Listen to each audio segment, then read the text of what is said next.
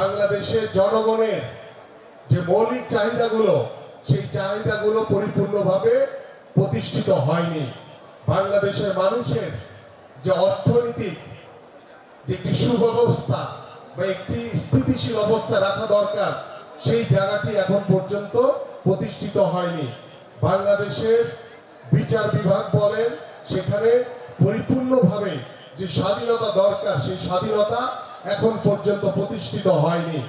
বাংলাদেশের মানুষের যে দৈনন্দিন যে চাহিদা রয়েছে, দৈনন্দিন যে দ্রব্য মূল্য বা দৈনন্দিন যে দ্রব্যগুলো বাজার থেকে তেল, নুন, চাল, ডাল থেকে শুরু করে এই যে চাহিদাগুলো রয়েছে, সেই চাহিদাগুলো এখন পর্যন্ত আমরা সাধারণ মানুষের কাছে ঠিক মতো সঠিকভাবে পৌঁছাতে পারিনি, প্রতিষ্ঠিত করতে পারিনি।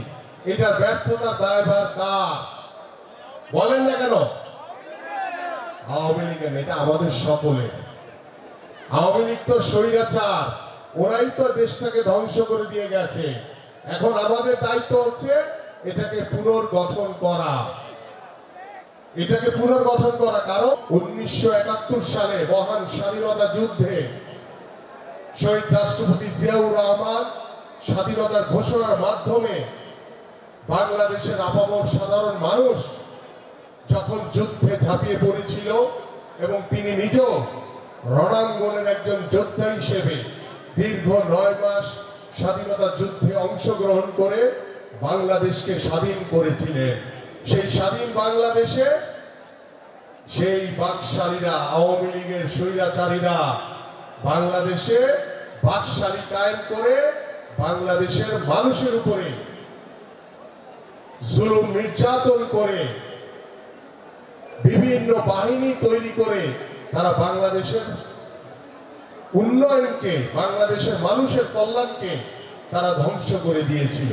পরবর্তীতে বাংলাদেশে যখন একটি ক্রান্তিকাল তৈরি হলো, তখন আমাদের শহীদ রাষ্ট্রপতি জিয়াউর রহমান বাংলাদেশের জনগণ তাকে নেতৃত্ব দেওয়ার জন্য আহ্বান করেছিল। তিনি সেই জনগণের ডাকে সাড়া দিয়ে বাংলাদেশের রাষ্ট্র পরিচালনার দায়িত্বভার গ্রহণ করেছিলেন।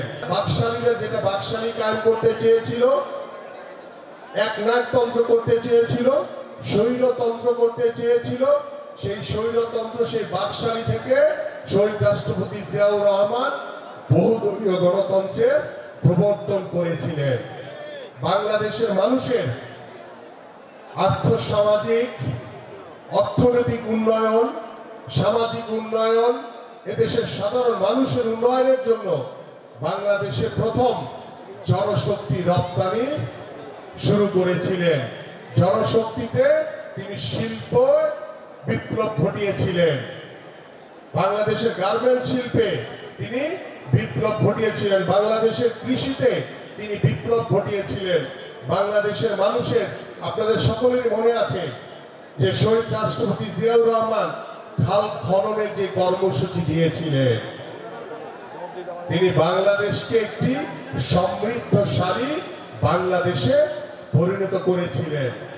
তারপরে স্বৈরাচার এরশাদ দীর্ঘ 9 বছর ধরে বাংলাদেশে আবারও স্বৈরাচারী এক ন্যায়তন্ত্র কায়েম করেছিল। কিন্তু আমাদের প্রিয় নেত্রী, দেশনেত্রী বেগম খালেদা জিয়া দীর্ঘ 9 বছর আন্দোলন করে, সংগ্রাম করে স্বৈরাচার এরশাদকে পতন করেছিলেন।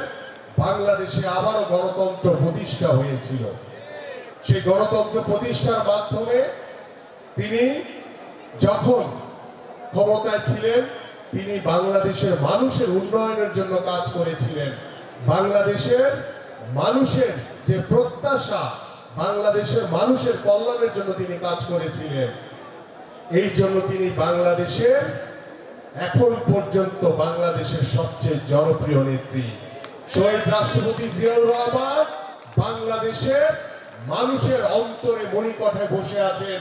বাংলাদেশের জাতীয়তাবাদী আদর্শের একজন ধারক হিসেবে তিনি বাংলাদেশের প্রত্যেকটি মানুষের অন্তরে স্থাপন করে নিয়েছেন এবং তার সুযোগ্য সন্তান দীর্ঘ 17 বছর ধরে যিনি স্বৈরাচার হাসিনার বিরুদ্ধে মামলা হামলায় জর্জরিত হয়ে, আমাদের প্রিয় নেত্রী মামলা হামলায় জর্জরিত হয়ে বাংলাদেশের প্রত্যেকটি জাতীয়তাবাদী দলের